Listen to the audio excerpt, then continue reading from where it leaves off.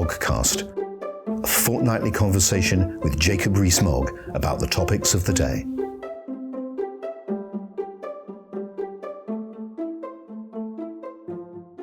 Welcome to the 63rd Moggcast and the first of the new political year. This is Paul Goodman, editor of Conservative Home, in conversation with Jacob Rees-Mogg. Jacob, have you had a good summer?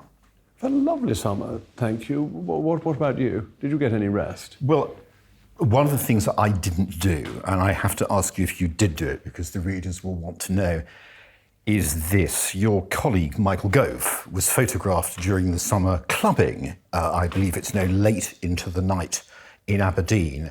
The readers will want to know whether you did anything of the kind yourself. No, I've never really been a great man for the clubs. You've never been up in a club later than midnight, say, following Michael's energetic example? Well, I can't dance. So I had dancing classes when I was little. I was taught to dance by Miss Haynes at a dancing academy in one of the southwest regions of London. And I wasn't very good at it then, and therefore I desisted from it as I got older. You're probably a much better dancer than I am. I can see you doing the soft shoe shuffle elegantly across the floor. Well, look, I've asked you before on the podcast to sing, and you got out of that. I'm not going to try and get you to dance. You'll get out of that too. So, I mean, let's get down to brass tacks. This morning, I always have to say it's Tuesday morning, even though we're recording the Moggcast on Monday. I mean, as we speak, there are pretty well substantiated claims the government is going to come up with a new policy on an aspect of social care that will involve a tax rise, and apparently a tax rise that will be in breach of Manifesto commitments. So my first obvious question is, do you know anything about this at all, or are you as much in the dark as the rest of us? I think I know the amount that I ought to know. That obviously there have been discussions going on, and some of them I am aware of. This obviously makes it much harder for me, because if I knew everything and everything I knew was public, we could discuss it very forthrightly. But I rather believe that Parliament should get to hear things first. So very unusually in these conversations, I'm going to have to be quite restrained in what I say, because I mustn't preempt announcements to the House of Commons. That's understandable. Rather than ask you about a policy you can't talk about, I did want to find out what you'd say. I'll sort of try and pan the camera back and talk about some of the issues involved. I mean, you wrote a piece in the Sunday Express, which has been read as being critical of tax rises per se, and actually in a Moggcast you did for us, I think last year, you made much the same argument. It caused a bit of a stir at the time, where you drew attention to the older George Bush having said, "Read my lips, no new taxes." There were new taxes. Out went the older George Bush, in came Bill Clinton. I mean, what's your general view of a Conservative government relying on tax rises? Well, we're both Conservatives. You were an MP, I am currently an MP. And the Conservative Party is a party that has always believed in low taxation. It's been a constant theme of our manifestos. I actually looked up Ted Heath's manifesto, because I thought we might talk about manifestos generally, and I thought I'd have a look at 1971. And he begins by saying that he's in favour of low taxation. If you think how high taxation was 1970 to 74, they got higher 74 to 79. We've sometimes called ourselves a party of low taxation with surprisingly high rates. But it is an important part of Conservative philosophy. Why? Because we think it's the taxpayers' money, which the government must take as little as possible of to provide the services that are needed, rather than that the state has this great pool of money that it should allocate as it wishes, which is basically the socialist view. And it underpins, I think, all that we think of how society is organised, that we believe that the individual comes together to create society rather than the top-down creation. And therefore that powerful view that you mustn't take money from people unless you have to. But we have also been the party of sound money, at least since the time of Robert Peel, arguably since Pitt the Younger set up his sinking fund, though some people will argue that William Pitt would never have thought of himself as a Tory. So it gets more complicated when you go back prior to Peel. So we have that tension between taxation and sound money. But generally speaking, what I think I'm hearing from you is that it's not a good idea, if you're a Conservative, to reach reflexively for tax rises to solve a problem. If you look at the difference in approach between Margaret Thatcher and Ronald Reagan, people that both of us greatly admire, and indeed many of your listeners greatly admire, I think if you had those two names in some of the poll ratings you do, they would do a lot better than some of us who are still living. If you look at what they did, they took two very different approaches in the 1980s. Margaret Thatcher was determined to balance the books first and grow the economy second. And Ronald Reagan decided to grow the economy first and balance the books second. And the books in America did eventually balance. I think by the time Clinton was president, you had pretty good fiscal situation. We had it much earlier. We had it when Nigel Lawson was Chancellor. And I think if you're in the situation of the United States and you are the provider of the global currency, you have much greater flexibility in terms of the extent to which you may borrow, because the markets have an almost unlimited appetite for the funds that you issue. If you are not the note issuer to the world, then you have to be very conscious of global market confidence in your gilt issuance. And therefore you are under greater pressure to do what Margaret Thatcher did and to ensure that there is fiscal responsibility. Which she did not only by raising taxes in the famous 81 budget, but of course also by establishing a big degree of spending discipline that we can come back to that in a moment. Well, I think I've heard what you've got to say on tax. I mean, let's talk about this subject of manifesto commitments, because the background is you've been on the Moggcast before explaining why it was right to breach the manifesto commitment on overseas aid. You can't comment on claims that, within the week, two further manifesto commitments will be breached, one on national insurance, one on the triple lock. You can't comment on that.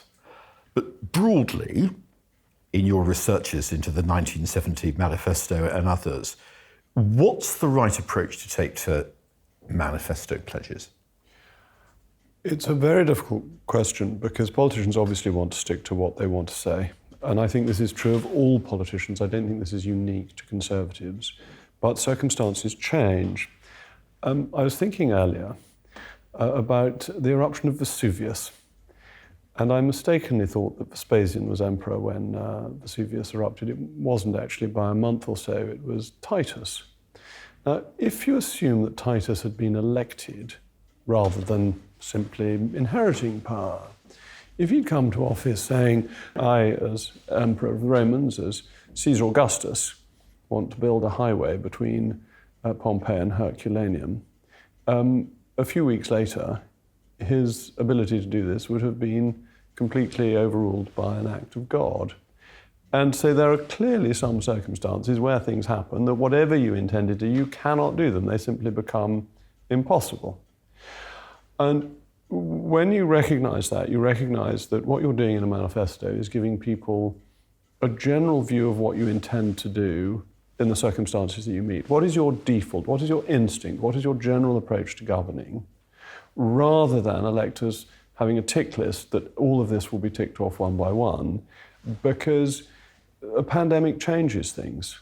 I don't know, I haven't looked up what was in the 1935 Manifesto, but events changed that meant that many of the things that would have been in it were not delivered upon. Or was it 36? I think it was 35. And that changing of events beyond your control is really important. But I think electorates are sophisticated enough to understand that. And sometimes people underrate the intelligence of electorates, which I think is a mistake. So to go back to overseas aid, I think when you've had to spend whatever it is, £470 billion on dealing with a pandemic, voters understand that you need to cut your coat according to your cloth, and you have to find some savings. With overseas aid, you can make an argument that circumstances have changed.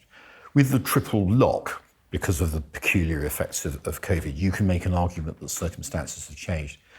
With what I understand of the social care plan, government's basically doing something it doesn't absolutely have to do. This isn't like spending on the health service. The government has apparently decided to place protection around the family home. This appears to be one of the points of the policy.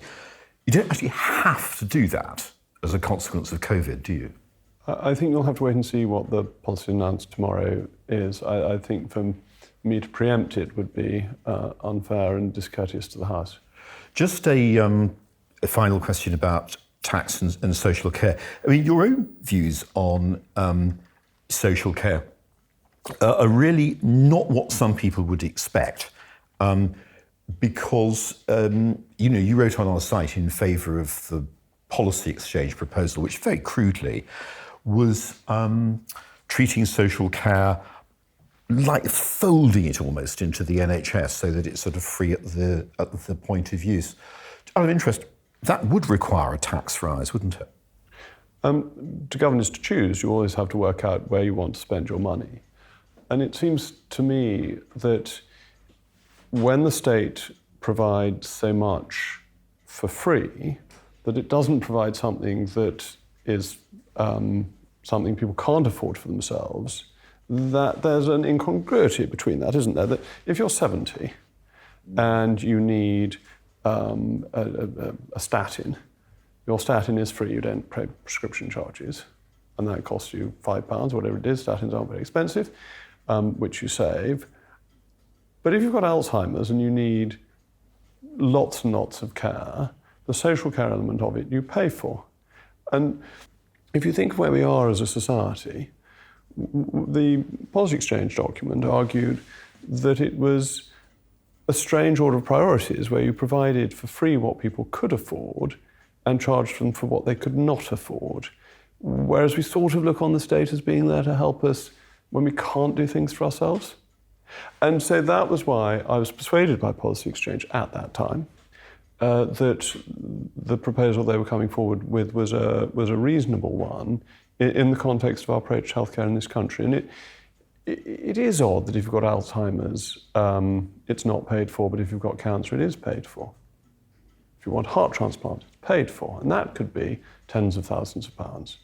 But if you need Alzheimer's care, it's not. And therefore, I haven't suddenly become a socialist who thinks the state should do everything, but I think there should be some logic behind what the state does for people, and I do feel that it is right for the state to do things for people that realistically the overwhelming majority of people can't do for themselves. Well, we'll find out tomorrow, that's to say today, whether the government's taking a comprehensive approach to all aspects of social care in that way, or whether it's really just primarily addressing one aspect of the issue, which is people having to sell their homes to pay for care. We'll find out later today.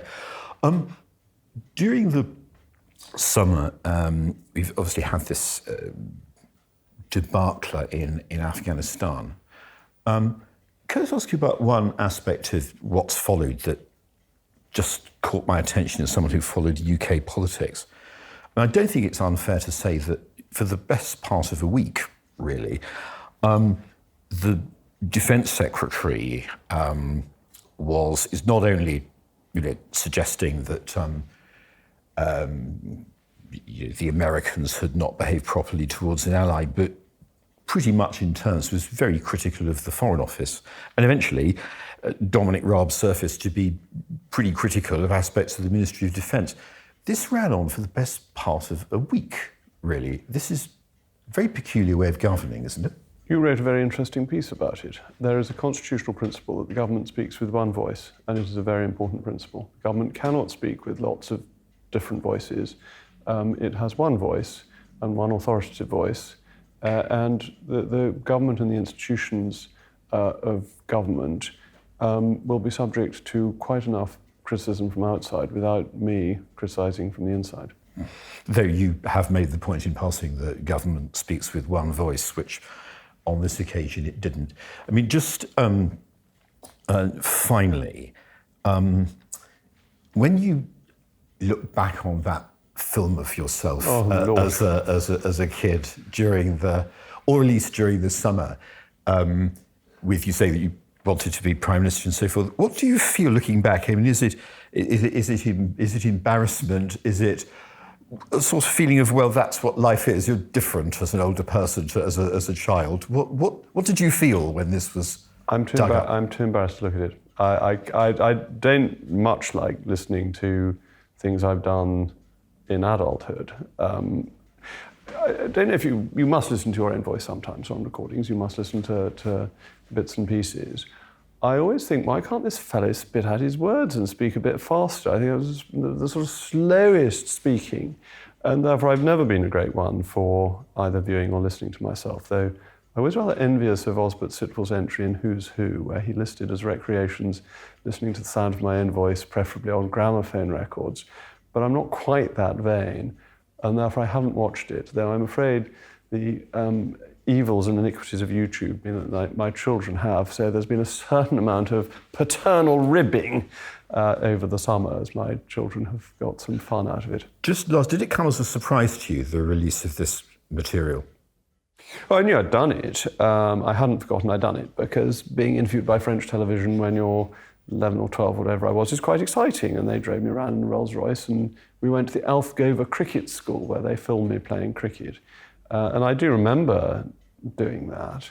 But it was so long ago that I thought that it wouldn't... I hadn't thought about whether it would re-emerge or not. I had assumed that it had been lost in the mists of time. But the Today programme did the same. They dug up an interview I'd done with them at a similar age, and I never listened to that either. I do remember that I wrote them a stiff letter because they promised to pay me £18, and the £18 was not forthcoming. Ooh, a lot of money in today's terms. Well, Conservative Home can't offer to drive you around in a Rolls Royce, but we do hope to be back for a Moggcast in a fortnight's time, providing, of course, there hasn't been a reshuffle and you haven't vanished into the bowels of the Treasury, never to be seen again. Conservative Home is an intellectual Rolls Royce, even if it's not a physical one. Jacob Rees-Mogg, thank you very much. Thank you. The Moggcast, a fortnightly conversation with Jacob Rees-Mogg about the topics of the day.